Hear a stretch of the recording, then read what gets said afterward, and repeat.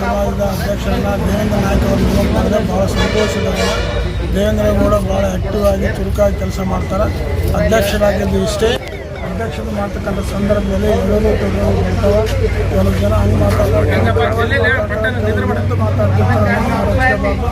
ಸಮಾಜ ಸಂಘಟನೆ ಮಾಡ್ತಕ್ಕಂಥ ಸಮಾಜದಿಂದ ಸಮಾಜ ಜನರಿಗೆ ಸಹಾಯ ಮಾಡ್ತಕ್ಕಂಥ ಕೆಲಸ ಮಾಡಬೇಕು.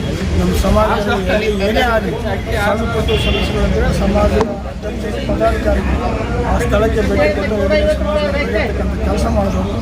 ನಿಮ್ಮ ಕೈಲಿ ಆದರೆ ನೀವು ಮಾಡಿ, ನಿಮ್ಮ ಆಗಲಿಕ್ಕೆ ನಮಗೆ ನಮಗೆ ಇನ್ನೂ ಇದ್ದಾರೆ ಅವರಿಗೆಲ್ಲ ತಿಳಿಸಿ ಯಾವಾಗಲೂ ಎಷ್ಟು ಸಂಪರ್ಕ ಮಾಡ್ತೀವಿ ಅಷ್ಟು ಸಮಸ್ಯೆಗಳು ಬಗೆಹರ್ತವೆ. ನಾವು ಸಂಪರ್ಕನೇ ಮಾಡಲು ನಮ್ಮಷ್ಟಕ್ಕೆ ನಾವೇ ಅಧ್ಯಕ್ಷ ಎಲ್ಲರೂ ಫೋನ್ ತಗೊಂಡು ಫೋನ್ಗಳು ಕಾಂಟ್ಯಾಕ್ಟ್ ಮಾಡ್ಕೊಂಡು ಹಳ್ಳಿಗೂರವರು ಕೆಲವು ಜಗಳ ಆದವರು ಪೊಲೀಸ್ ಸ್ಟೇಷನ್ಗೆ ಬರ್ತಿರ್ತಾರೆ. ಆ ಸಂದರ್ಭದಲ್ಲಿ ನೀವು ಹೋಗಿ ಪೊಲೀಸರು ಕೂಡ ಮಾತಾಡಬೇಕು. ಮಾತಾಡಿ ನಮಗೆ ಫೋನ್ ಮಾಡಿ ನಾವು ಅವ್ರಿಗೆ ಮಾತಾಡ್ತೀವಿ. ಸಮಸ್ಯೆಗಳನ್ನು ಒಂದೇ ಬಗೆಹರಿಸಬೇಕು. ಯಾವ ಬೆಳೆಗಳು ಬೆಳಬೇಕಂತ ಕೆಲಸ ಮಾಡಬಾರ್ದು. ಯಾವಾಗ 5 ತಿಂಗಳಿಗೊಂದ್ಸಲ ಸಭೆ ಮಾಡಬೇಕು. ಅದು ಬರಲಿ ಬಿಡಲಿ ತಿಂಗಳಿಗೊಂದ್ಸಲ ಸಭೆ ಮಾಡಿರಿ. ಕೆಲವು ಜನರು ಸಮಸ್ಯೆಗಳಿಗೆ ಬರ್ತಾರೆ.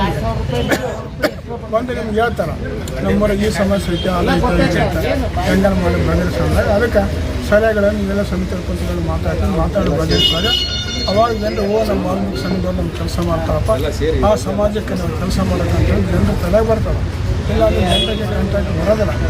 ಅವರು ನಮ್ಮ ಮಾತು ಕೇಳಂಗಿಲ್ಲ. ನಾವು ಕೆಲಸ ಮಾಡಿದ್ರೆ ಮಾತು ಕೇಳೋಕ್ಕಾಗಲ್ಲ.